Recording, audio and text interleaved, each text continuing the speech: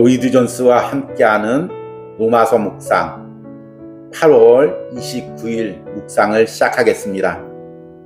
오늘 로마서 묵상의 제목은 말씀이 마음을 변화시키지 못하면입니다. 오늘의 로마서 말씀을 읽겠습니다. 로마서 7장 10절에서 11절입니다. 생명에 이르게 할 그 계명이 내게 대하여 도리어 사망에 이르게 하는 것이 되었도다. 죄가 기회를 타서 계명으로 말미암아 나를 속이고 그것으로 나를 죽였는지라. 아멘. 오늘의 로마서 강의 읽기입니다. 죄가 하나님의 율법을 사용하여 우리를 어떻게 속입니까? 어떻게 해서 죄의 권능은 율법입니까?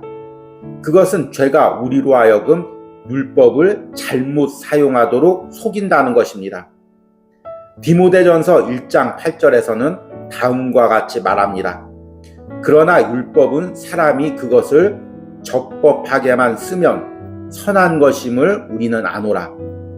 그러나 죄가 와서 우리로 하여금 율법을 불법하게 사용하게 합니다. 죄가 율법을 불이하게 사용하는 방식은 죄가 행동에만 초점을 맞추고 마음이나 생각은 등한시하게 만드는 것입니다. 죄는 우리로 하여금 행동이 문제이지 상상이나 욕망은 하등의 문제가 되지 않는다고 설득을 합니다. 죄는 우리를 설득하여 만일 어떤 악한 행동을 행하지 않으면 나는 죄로부터 자유로운 상태라고 믿게 합니다. 내가 어떤 죄된 행동을 행하지 않는 한 하나님의 보시기에 의로운 존재라고 스스로를 믿게 하는 것입니다. 그것이 죄가 나를 속였다는 말의 의미입니다.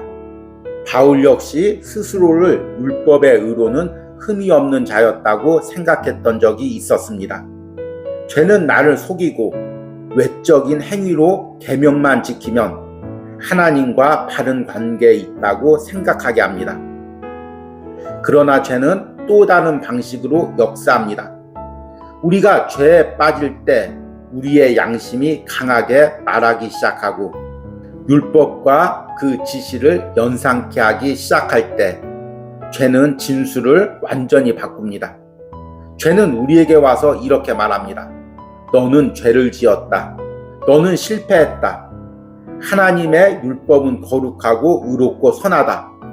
그런데 너는 그것을 어겼다. 너는 절망적인 위치에 있다. 라고 말합니다. 그리고 우리 자신에게 스스로 이렇게 말하게 합니다. 내가 실패하였고 절망적인 자가 되었으니 더 이상 애써 보았자 소용없어.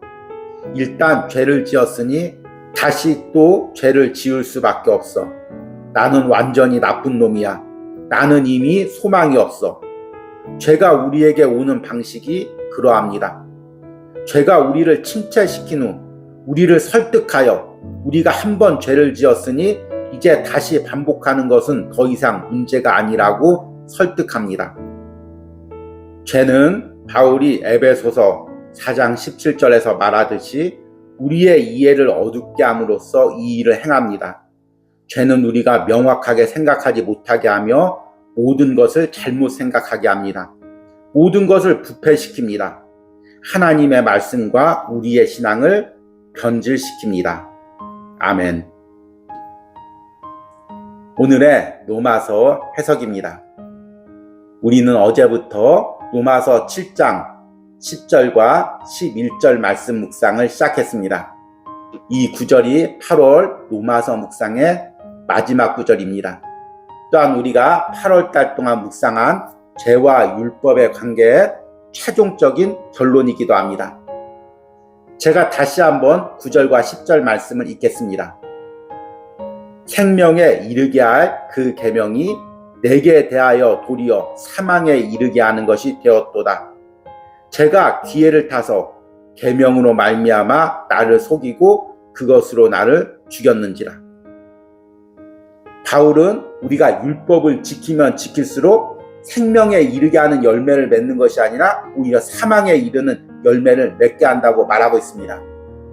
그러면 율법 자체가 잘못된 것이냐?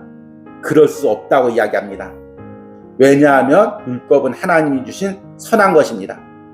그런데 그 율법이 내 안에 들어와서 바르게 역사해서 복음에 이르게 해야 하는데 그것이 잘못 작동해서 복음에 이르고 생명에 이르게 하는 것이 아니라 오히려 반대 방향인 죄에 이르게 한다는 것입니다. 그것은 내 안에 들어온 율법 그 자체가 나쁘거나 잘못된 것이 아니라 내 안에 죄가 그 율법을 변질시켜서 잘못된 방향으로 사용하게 한다는 것입니다. 로마서 7장 10절과 11절은 바울의 체험적인 고백입니다. 바울 역시도 자신이 율법을 열심히 지키고 그 율법으로 열심을 내면 하나님 앞에 완전해질 거라고 생각했습니다. 그런데 나중에 예수님을 인격적으로 만나고 성령의 은혜를 받고 그 시절을 돌이켜보니까 오히려 율법으로 하나님 앞에 범죄하고 있었습니다. 왜 그렇게 된 것일까요? 결국에 바울이 깨달은 것은 죄가 내 안에서 나를 완전히 속였다는 것입니다. 이것이 바로 우리가 8월 달에 마지막으로 묵상하는 로마서 7장 10절과 11절의 내용입니다. 그 구체적인 내용을 이제 오늘부터 3일간 묵상하려고 합니다. 이것은 단순히 성경에 나타나 있는 이론이 아니고 바울 시대 바울이나 몇몇 사람들에게만 적용되었던 그런 내용도 아닙니다. 지금도 우리 안에서 죄가 똑같이 이렇게 우리를 속이고 있습니다. 그 첫 번째가 오늘 로마서 강의 글에서 묵상하고 있듯이 율법을 잘못 사용하게 하는 것입니다. 바울은 디모데전서 1장 18절에서도 이렇게 이야기합니다. 그러나 율법은 사람이 그것을 적법하게만 쓰면 선한 것임을 우리가 아노라. 적법하게 쓴다는 것은 다른 말로 이야기하면 바르게 쓰기만 하면 하나님이 주신 의도대로 사용하기만 하면 그 율법은 선한 것이라는 것입니다. 하나님의 율법을 주신 이유는 무엇입니까? 우리가 로마서 7장 7절에서 묵상했듯이 먼저는 행위의 죄를 구별하는 것입니다. 나의 어떤 행위가 하나님 보시기에 악하고 선한지를 구별할 수 있게 하는 것이 율법의 기능입니다. 그런데 율법은 더 나아가서 단순히 행위만을 구별하는 것이 아니라 내 내면에서 탐심과 음욕과 또 죄된 마음을 분별하게 합니다. 이를 통해서 내가 죄인임을 깨닫고 하나님 앞에 나가고 하나님이 주신 복음과 예수 그리스도의 구원을 받아들이게 하는 그 기능이 있는 것이 율법입니다. 그런데 우리 안에 죄가 율법을 잘못 사용하게 합니다. 어떻게 잘못 사용하게 할까요? 말씀을 통해서 내 내면의 죄를 바라보게 하는 것이 아니라 행위만을 바라보게 하는 것입니다. 행위적으로 이렇게 지키면 하나님 앞에 선하는 것이구나. 그리고 마음은 상관없구나. 마음에 악한 생각이 있어도 행위적으로 잘하면 나는 하나님께 바르게 살고 있는 것이구나. 이렇게 율법의 의도와 기능을 잘못 사용하게 한다는 것입니다. 이 부분에 대해서 오늘 로마서 강에서 이렇게 이야기합니다. 죄가 율법을 불이하게 사용하게 하는 방식은 죄가 행동에만 초점을 맞추고 마음이나 생각은 등한시하게 만드는 것입니다. 죄는 우리로 하여금 행동이 문제이지 상상이나 욕망은 하등의 문제가 되지 않는다고 설득합니다. 죄는 우리를 설득하여 만일 어떤 악한 행동을 행하지 않으면 나는 죄로부터 자유로운 상태라고 믿게 합니다. 죄는 나를 속이고 외적인 행위로 계명만 지키면 하나님과 바른 관계에 있다고 생각하게 합니다.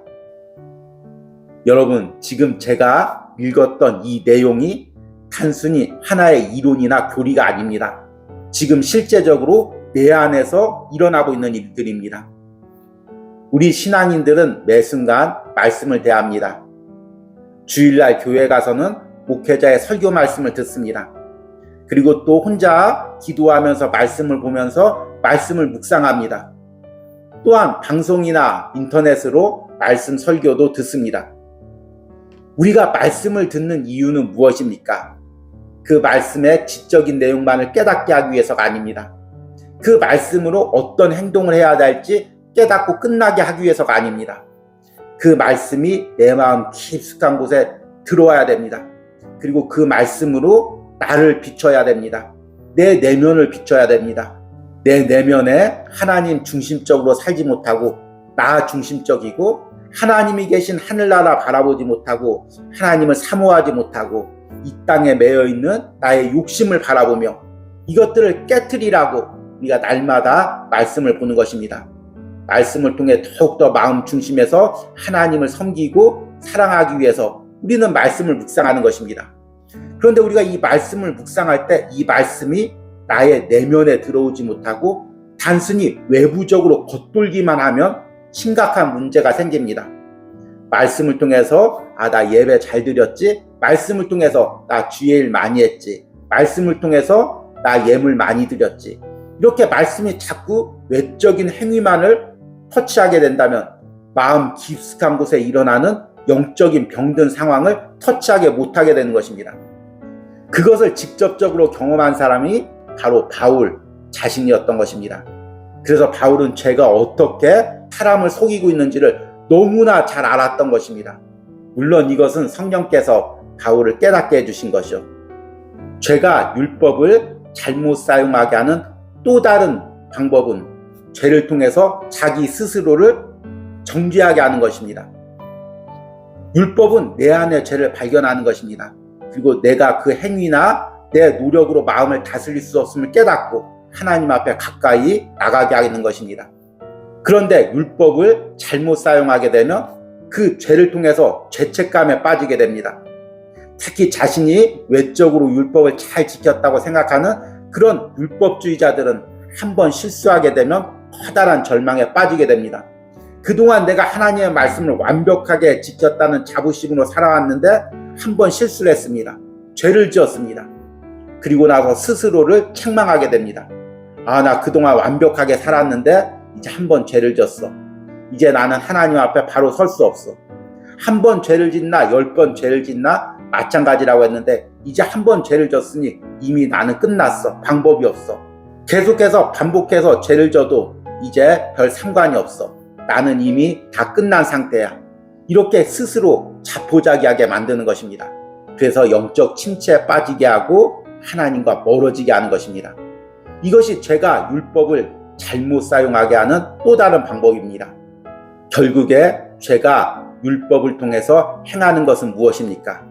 말씀 그 자체를 변질시키고 말씀을 받아들이는 나를 변질시키는 것입니다. 이 부분을 오늘 로마서 강의 마지막 구절에서 이렇게 이야기합니다. 죄는 바울이 에베소서 4장 17절에서 말하듯이 우리의 이해를 어둡게 함으로써 이 일을 행합니다. 죄는 우리가 명확하게 생각하지 못하게 하며 모든 것을 잘못 생각하게 합니다. 모든 것을 부패시킵니다. 하나님의 말씀과 우리의 신앙을 변질시킵니다. 여러분, 우리 신앙에서 정말 중요한 것이 무엇일까요? 내가 처음 예수 그리스도를 인격적으로 만나고 내가 죄인임을 깨닫고 이제 온전히 예수 그리스도께 내 인생을 드리고 내 마음을 드리고 내 중심을 드리며 살기로 결단하는 그 마음이 가장 소중한 마음입니다. 그런데 그렇게 우리 안에서 이런 진실되고 소중한 마음을 품는 순간 죄는 그 마음을 변질시키려고 합니다. 우리 마음의 중심에 집중하지 못하게 하고 계속해서 외부적인 행위, 외부적인 노력에만 집중하게 합니다. 그러는 사이에 처음 예수 그리스도를 인격적으로 만나서 예수 그리스도를 사랑했던 그 마음, 나의 죄를 구원해 주신 예수 그리스도께 감격했던 그 마음, 그것들을 다 변질시켜 놓으려고 합니다. 제가 나도 모르게 말씀을 왜곡시켜서 외적인 행위에만 집착하게 만드는 순간 나도 모르는 사이에 내 안에서 죄의 역사로 인해서 처음 예수님을 만났던 그 사랑했던 마음들, 중심에 예수 그리스도를 모셨던 그 마음들이 변질되고 있습니다. 여러분, 다시 한번 말씀을 통해 내 마음을 보시기 바랍니다. 내가 다시금 예수님을 뜨겁게 사랑하고 그 예수님께 내 마음의 중심을 드리기로 합니다. 이런 은혜가 오늘 로마서 묵상에 동참하는 여러분들의 마음 중심에서 일어나기를 간절히 기도합니다. 오늘의 적용과 기도입니다. 내가 말씀으로 내 외부적인 행위에만 초점을 맞추었던 부분은 무엇입니까? 이제 말씀으로 내 마음 깊숙한 곳을 비추고 그 말씀으로 변화를 누리게 해달라는 기도를 드리시기 바랍니다. 우리 함께 기도하겠습니다. 죄가 기회를 타서 계명으로 말미암아 나를 속이고 그것으로 나를 죽였는지라. 주님, 바울의 이 고백이 곧 나의 고백임을 깨닫습니다. 주님, 말씀을 많이 지키고 신앙생활을 오래 하면서 내가 더욱더 중심으로 주님을 사랑하고 주님 앞에 더 겸손히 나가야 할 텐데 오히려 말씀으로 내 신앙이 왜곡되고 변질되었던 부분들이 있었음을 오늘 말씀으로 깨닫습니다. 하나님, 내가 말씀을 지킴으로 신앙생활을 이어감으로 자기 은하, 자기 교만에 빠지지 않게 하여 주시옵소서. 말씀을 어김으로 자기 정죄감에 빠져서 침체나 낙담에 빠지지 않게 하여 주시옵소서. 날마다 성령의 도움으로 말씀을 통해 내 내면을 비치고 내 내면의 중심을 하나님께 드리는 은혜가 있게 하여 주시옵소서.